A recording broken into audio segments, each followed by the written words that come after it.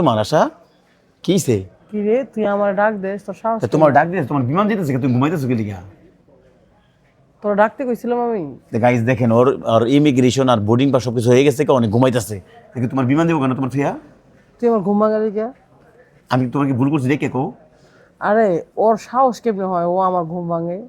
আসলে আপনারাও জানাবেন, আমি আসছিলাম, ও বিমানে লেট করাইছে। মানে এত আমার আগে বিমানটাকে আমার আসছি। নিজের কত, তুমি এমন করতেছো? তুই কথা কম করে কবি। গাইস দেখেন, ওরে আমি হানিমুনে নিয়ে যেতেছি, তবু আবার এয়ারপোর্টে তুমি বিশৃঙ্খলা করতেছো, আশা কত কি ধরনের স্বামীর কাছে বিয়ে হয়েছি বলেন আপনারা? আমার এই যে দেখেন এই পাসপোর্ট, এই যে পাসপোর্ট, এই পাসপোর্ট দিয়ে ও আমার নিয়ে যেতেছে, ও বিক্রি করে ফেলাই দিব, আমি বুঝে গেছি। গাইস দেখেন, বোরে নিয়ে গেছে হানিমুনে, আর বলে বিক্রি করতে যাবো, তুমি কি বললে? তাহলে দেখেন দ্বিতীয়বার কি হানিমুন করা যায় বলেন?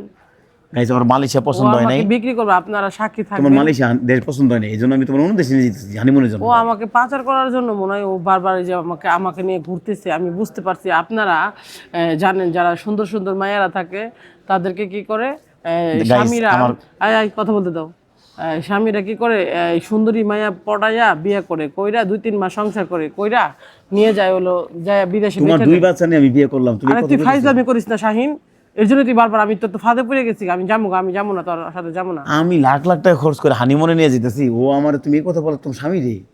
না ও আমার বেঁচে দিব, আমি আমার ভয় লাগে আমার।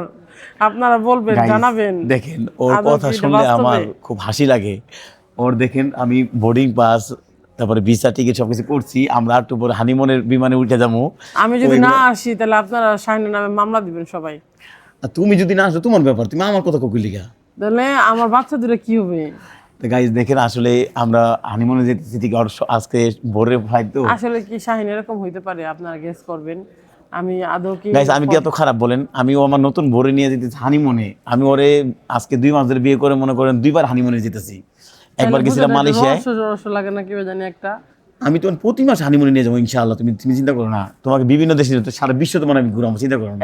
এতটা কেমন করে হয় বলো তো? গাইস আসলে আমি অনেক মানে ভালো সেলিব্রিটিরাও পারে না মানে তার বউকে এইভাবে হানিমুন করে নিয়ে যেতে। তাই তুমি কি কম সেলিব্রিটি? তোমাকে হাজার লক্ষ লক্ষ মানুষ তোমার তুমি চিনে। তো কিছু না, তুমি তো ফকিন্নি টুকাই। তাহলে আমি তোমার বিয়ে করে আজকে আমি একসময় আমি তুমি একসময় তো আমি তোমার চাকর ছিলাম, এখন আমি তোমার স্বামী হইছি, তুমি বুঝতে পারছো? তুমি যে বারবার নিয়ে আসবে, এত টাকা পাও কোথায় তুমি?